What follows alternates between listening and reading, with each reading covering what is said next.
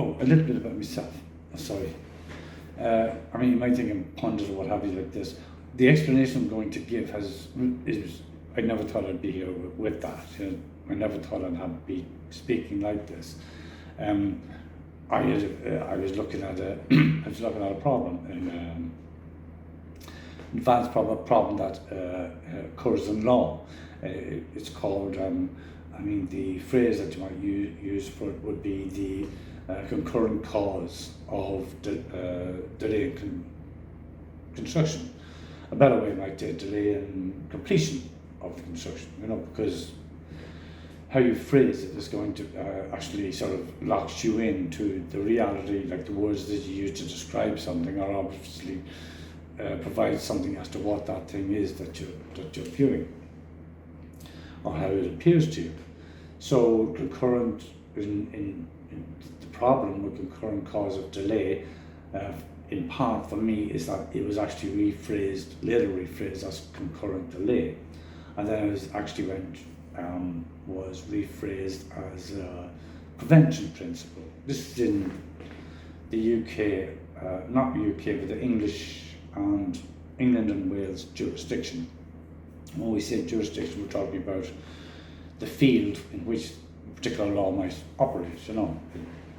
Sometimes when you talk about the jurisdiction, you might think of the field as being associated with a geography, let's say, for example, an island, but that's not necessarily the case, because sometimes you have these lines that might be drawn throughout an island, and which of the jurisdiction is split.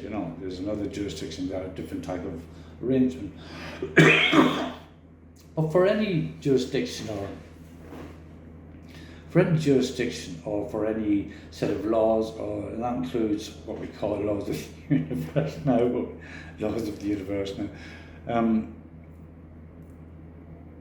however we want to character it, there'll always be locked into some authority, some basis of reality, something that says this is certain and we can proceed on this basis. I'm often a tangent again.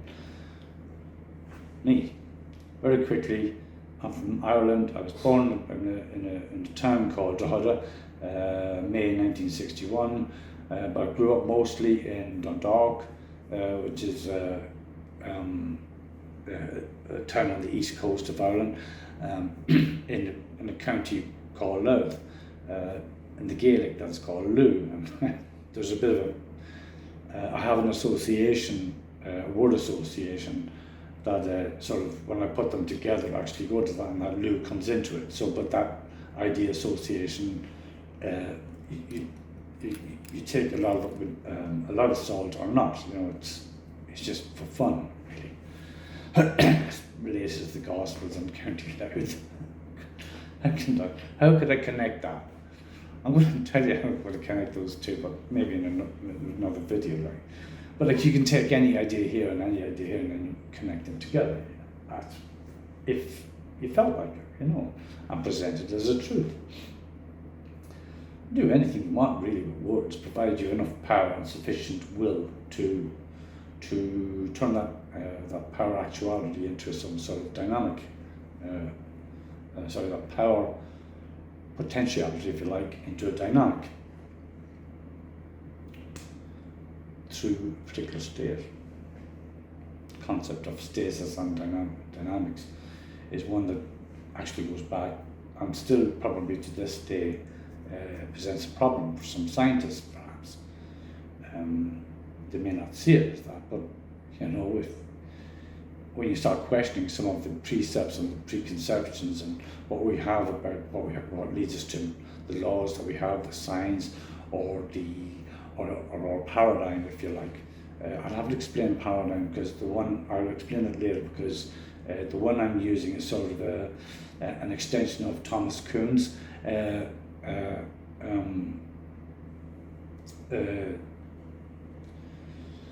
conceptualization in words of the idea of paradigm. I know we use the word paradigm or paradigm, potato, but we use the word paradigm because it's the wrong paradigm, and it's this paradigm, whatever like this.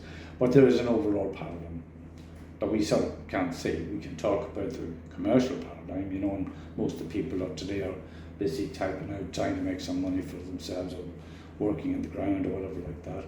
But again, gone off on a tangent. It's just bloody ideas. It just takes me over. How would I want to come back? Yes, a bit about myself. So, into County Louth. So lived there. If I was to say what we were, so upper class, middle class, lower class, or rich, middle and rich, poor. Actually, we're definitely in the poor end, sometimes going hungry, that type of thing, unsure of where we're going to live, that type of thing. And it's Ireland, so there's going to be a bit of agriculture going into it, But by and large, you could say it's a tough life, but there are people with a lot tougher things. I mean, I've seen some stuff, So there's no poor me in this equation. I can't, if you like. It just is what it is. But I wouldn't swap it, otherwise I wouldn't be here. This is where we are. I wish I'd Donald Trump's life. That must be great. Free hamburgers for the rest of my life. Stop. Again, it just drips out. So I have an explanation for this, why we are where we are. And again, I'm going to come back to me a bit.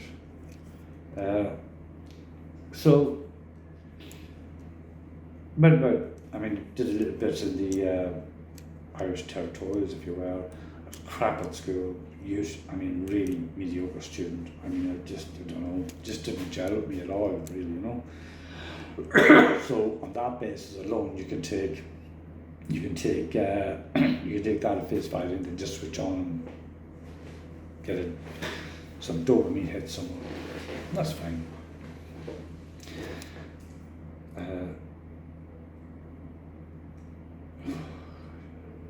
Sometimes I wish I had a script. So around about 1982, I was about 21, 22, 23. And I went to London. It was a scary time, but at the same time, there was a lot of excitement. I did feel a lot of excitement. And when I went to London, my eyes were just opened up, because you don't understand, I'm coming from a background that is, that was arguably the only third world country in Europe at the time. It was heavily Catholic, Roman Catholic. I was taught by the brothers, the De La Salle brothers, and we had nuns as well when I was very young. Obviously later that changed. There was a lot of lay teachers come in. That's, there were the priests and stuff like that. But anyway, 1982 or something like that. The wall was still up in Berlin. The wall was still up and all that stuff. The music when I was growing up was just fantastic. But I guess everybody could say that. And if I'm looking back, the music isn't as good as it was before, or it's a derivative of something went before the war. But within the last two and a half thousand years, I think music is probably one of the most singular benefits that have been developed over the last centuries. I've got a note. Right. So went to England, went to London, and I did a lot of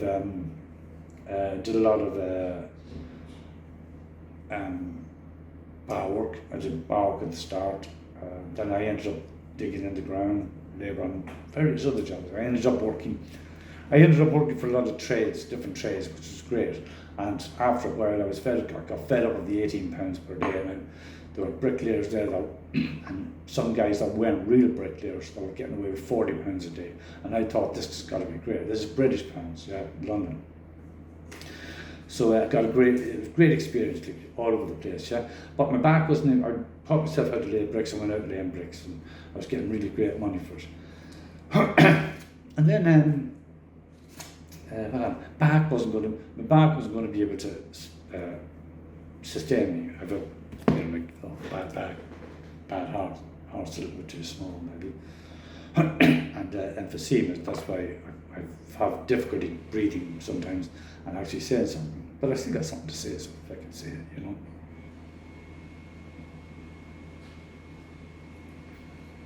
So yeah, I'm in London, back's given out. So I went out and I did an ONC, Northern Ireland Certificate in Civil Engineering, blah, blah, blah. Told me go and do construction. I did a HLC, Higher National Certificate in Building Studies. Then I got a job I got a job straight into a company that I worked for called John Lely. It's arguably one of the top companies I've ever worked for. There's not for, I mean, I was treated so badly in that company by some individuals, but the overall ethic in that company was really progressive. It was the first company that ever did, that ever aimed at the time from a commercial standpoint, or industry standpoint. It was the first company that was going for this total quality management certification.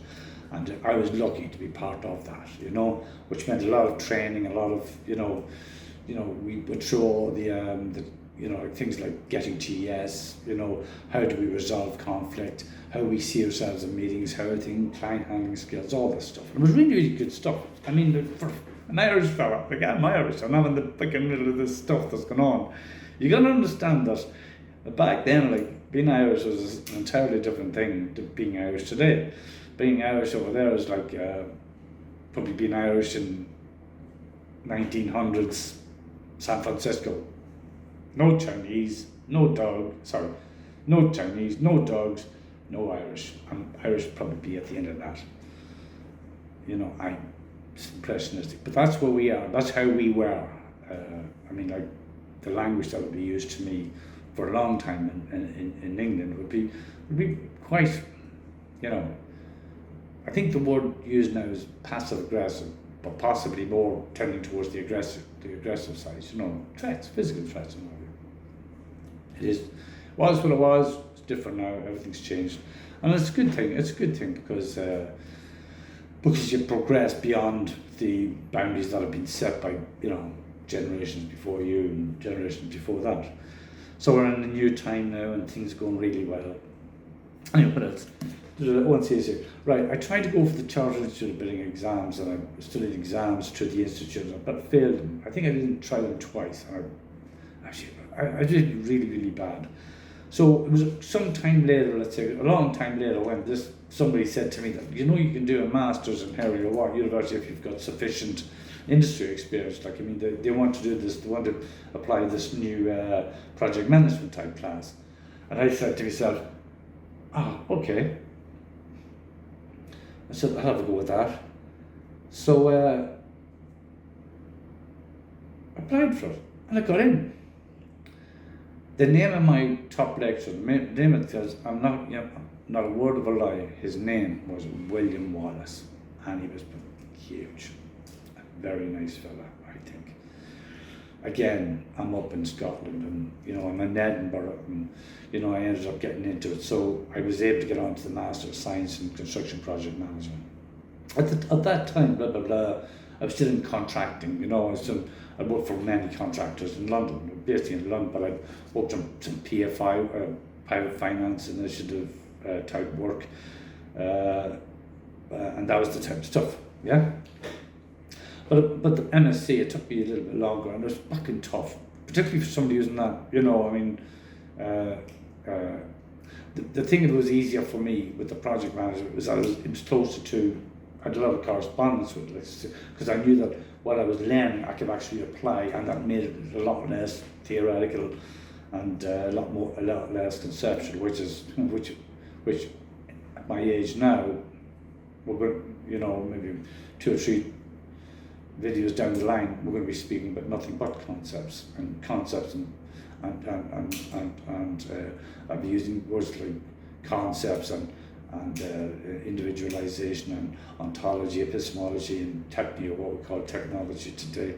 And perhaps you like it or you don't like it, and that's fine. I mean, you can at any moment just switch off, you know.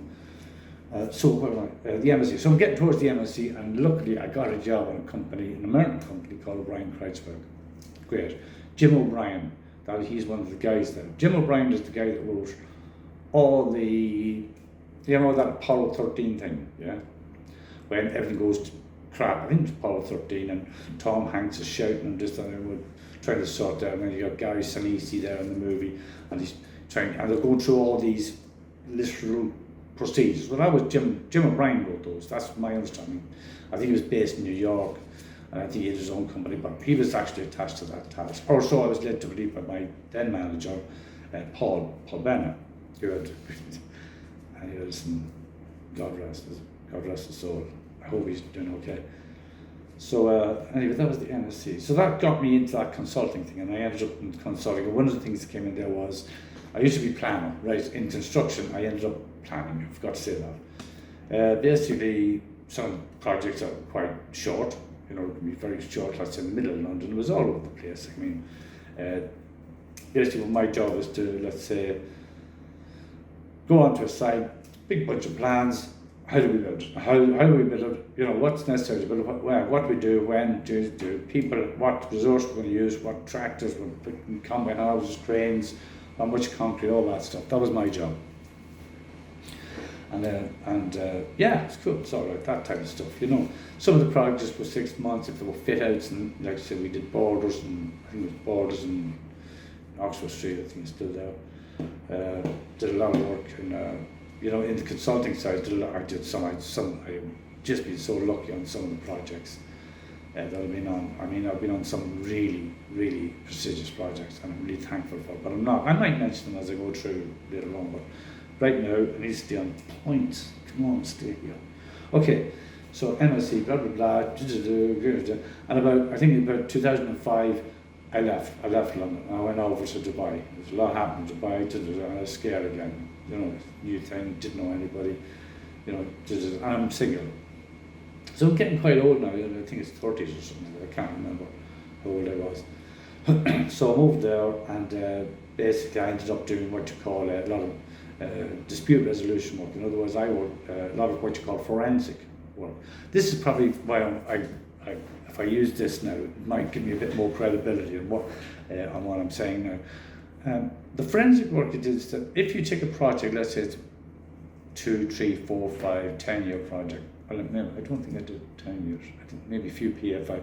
Anyway, get involved. Actually, yeah, I was involved in some 10-year projects, but my involvement in those 10-year projects was not the entire 10-year horizon. It might have been looked at as, let's say, a crucial situation. Let's say, let's say a sail away of an FPS up.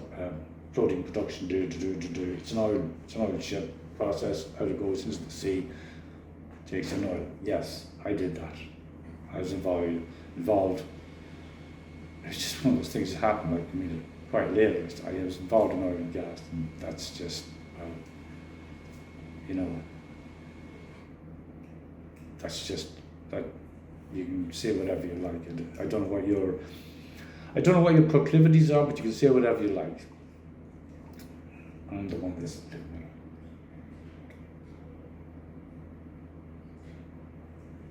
Would I do it again? Absolute necessity. Within the context of absolute necessity. Building, I don't mind, I've no problem. Particularly housing. I don't mind building houses and things like that. People will live in, So anyway, I got involved in a lot of expert back then. I got a lot of expert work, like I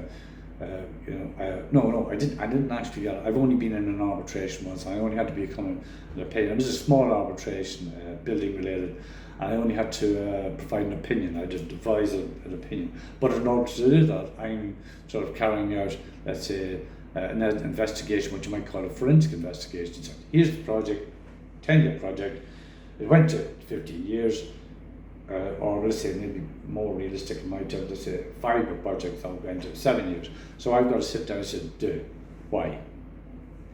Why did he not finish then? And he finishes 2 years later, or whatever the thing. And I've got to go back into the project, into the documents, we'll write through all the things, looking at different classes of evidence. Some classes might be photographs, data stamp. That's really what we call contemporaneous evidence. but you can actually attach it to the actual date on where everything happens, when anything happens. Now, so it involves a lot of looking at the documents and seeing who said what, there's the letters and what have you like this. I was quite good at this. I was paid exceedingly well, probably in excess of what I might say myself might be worth, but I was paid quite a lot. Why? Well, from their standpoint, if you've got somebody that's able to do, that's able to put together a reasonable explanation of what happened over let's say, a 7-year period that occurred, in fact, 20 years before. Let's say if I take, let's say, a project, the projects that I would have been looked at, the projects might have been, let's say, 3 years or 5 years old, So the thing might have been 20 years old when the design might have been started. So if I take something like 5 years, 7 years, and I've got to dig into that and say, what happened, and really try to work it out, what happened, why is it 7 years instead of 5 years, yeah? I mean, there's loads. I mean, I won't even start, because all I'm trying to state here is that is what my involved, and I've done it a lot. I've done many of them. I mean, I don't know, I think I've been involved in something like 125 projects or something like that over my lifetime, in small stages, some of them big, some of them I've spent the whole time, some of them I've just had to go in and troubleshoot a particular sort of problem, or it's provide an opinion paper as to what's occurring on the side, or do. It's many of them. There's lots of my, people like me that would do the same thing, I don't know what to do. But I was a real planner, I would say that. I actually did, I actually physically have done the things.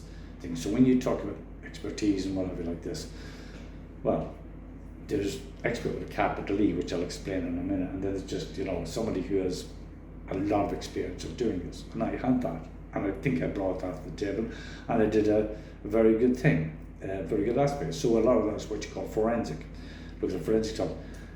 The thing is, unbeknownst to me, I was actually applying that as I was doing my PhD. I didn't know, I didn't realize, maybe subconsciously, because, or maybe I'm trained that way. So when I speak about, I have an explanation as to why we're here today, and why these wars, this China, but the whole lot. I have an explanation, and yes, I am insane. But it's an explanation that's used the tools that I used for actually providing ghostwriting a lot of expert reports.